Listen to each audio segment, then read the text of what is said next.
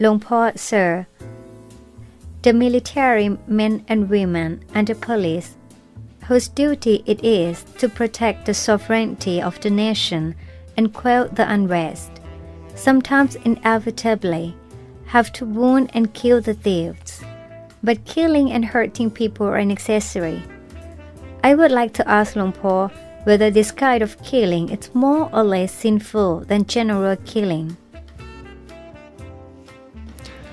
The Lord Buddha clearly stated that the amount of karma accrued by any evil action more or less is measured by the degree of darkness and cloudiness of the mind as the result of such an action. The clouded mind leads to the woeful state of existence. On the contrary, if the mind is bright and clear, the blessing state of existence will be the destination.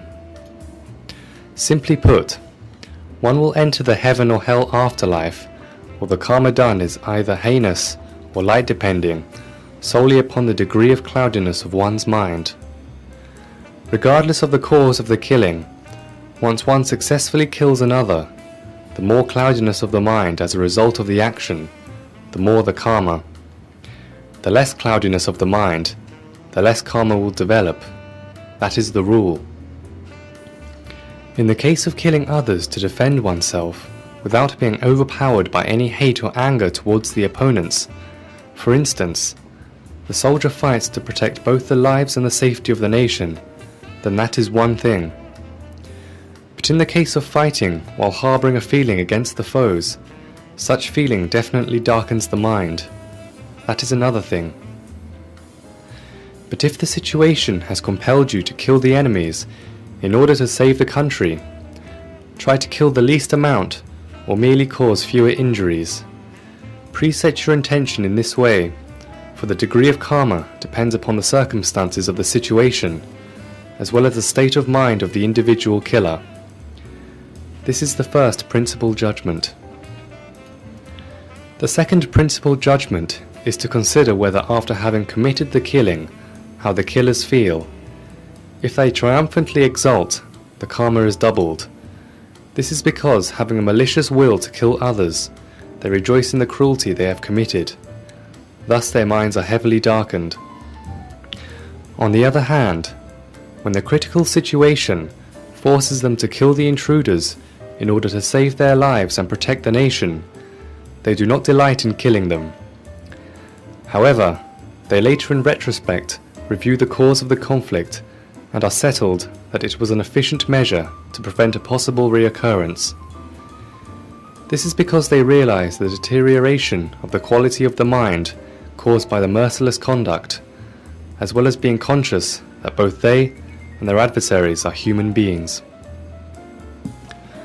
The worst is when the invaders, who intrude the borders to kill our soldiers and our border police, were perhaps deluded or deceived by their superior officers to enter into the battlefield. Or they may have been hired or intoxicated with additive drugs. When reflecting on the illusions that lead them into the brutal bloodshed, instead of delight in killing the hostile enemy, they take pity on them. If it happens this way, they who have massacred the foes have less karma than the first mentioned. Furthermore, after having killed or wounded the opponents, they arrange the burial ceremony for them. Or after having wounded the enemy, they send for the doctors or the ambulances. In addition, they go as far as to perform some meritorious deeds and dedicate the merits and the goodness to the souls of the deceased.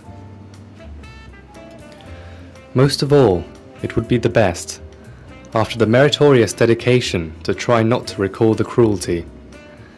Let it be the end of it, and don't even think about it, because it is a rule that whenever one recollects the days of wickedness, the quantity of karma in his or her mind is multiplying, because his or her mind is redarkened by the recollection.